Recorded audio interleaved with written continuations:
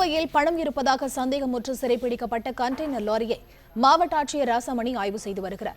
இதுகுறித்த கூடுதல் தகவல்களை நமது செய்தியாளர் யுவராஜிடம் கேட்கலாம். வணக்கம் யுவராஜ். தேர்தல் நடத்தை விதிமுறைகள் அமலில் இருக்கக்கூடிய இந்த நேரத்தில் தேர்தல் பறக்கும் படையினர் பல்வேறு இடங்களிலும் சோதனை மேற்கொண்டு வருகிறார்கள். இந்த நிலையில் தற்போது கோவையில் பிடிக்கப்பட்டுள்ள சந்தேகத்தின் பேரில் பிடிபட்டுள்ள இந்த கண்டெய்னர் லாரியில் தற்போது சோதனை நடைபெற்று வருகிறது. இது குறித்த கள நிலவரங்களை பதிவு செய்யலாம். வணக்கம் ஃபரிதா. கோவையில் நேற்று இரவு கோவை உக்கடம் பகுதியிலிருந்து ஆத்துப்பாலம் வழியாக கொச்சினுக்கு சென்று கொண்டிருந்த ஒரு கண்டெய்னர் லாரி தறிகட்டு ஓடியதால் கோவை சுங்கச்சாவடி ஆத்துப்பாலம் சுங்கச்சாவடி அருகே அதனை பொதுமக்கள் மடக்கி பிடித்தனர். அப்போது அந்த வாகனத்தை ஓட்டி வந்தவர் குடிபோதையில் இருந்ததாகவும் பொதுமக்களிடம் தகராறு செய்தவும் கூறப்படுகிறது. அதனைத் தொடர்ந்து லாரியில் என்ன இருக்கிறது என்று அங்குள்ள பொதுமக்களுக்கு ஒரு சந்தேகம் ஏற்பட்டது. உடனடியாக லாரியில் கட்டுக்கட்டாக பணம் இருப்பதாக ஒரு வதந்தி பரவியது.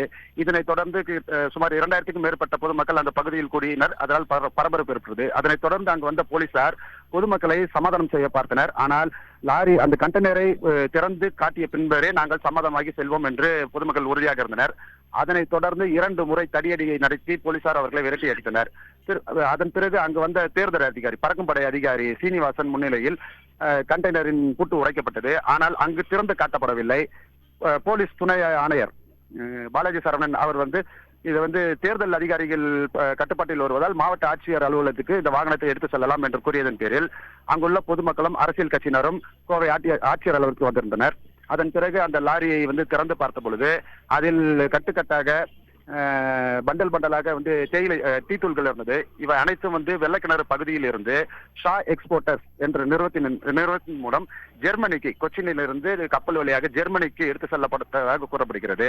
நேற்று இரவு அவர்கள் சம்பந்தப்பட்டவர்கள் ஆவணங்களை ஒப்படைத்தும் மாவட்ட தேர்தல் அதிகாரியான மாவட்ட ஆட்சியர் இல்லாததால் நாளை காலை அதாவது இன்று காலை ஆய்வு செய்யலாம் என்றனர். அதற்கு பொதுமக்களும் அரசியல் கட்சியினரும் வெறும் ஒரு 4-5 மூட்டையை மட்டும் ஆய்வு செய்தால் போதாது, ஒட்டுமொத்தமாக உள்ள அந்த கண்டெய்னர் உள்ள அனைத்து பண்டல்களையும் அந்த டீத்தூள் பண்டலையும் இறக்கி அதனை ஆய்வு செய்து அதில் பணம் ஏதும் இல்லை என்று உறுதி செய்தால் மட்டுமே இந்த வாகனத்தை விடுவிக்க வேண்டும் என்று கூறினர்.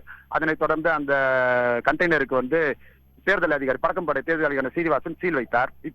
தற்பொழுது மாவட்ட ஆட்சியர் கோவை மாவட்ட ஆட்சியர் ராசாமணி தலைமையில் அந்த சீல் அகற்றப்பட்டு உள்ளே என்ன இருக்கிறது அப்படி என்பதை குறித்து ஆய்வு செய்து வருகின்றனர்.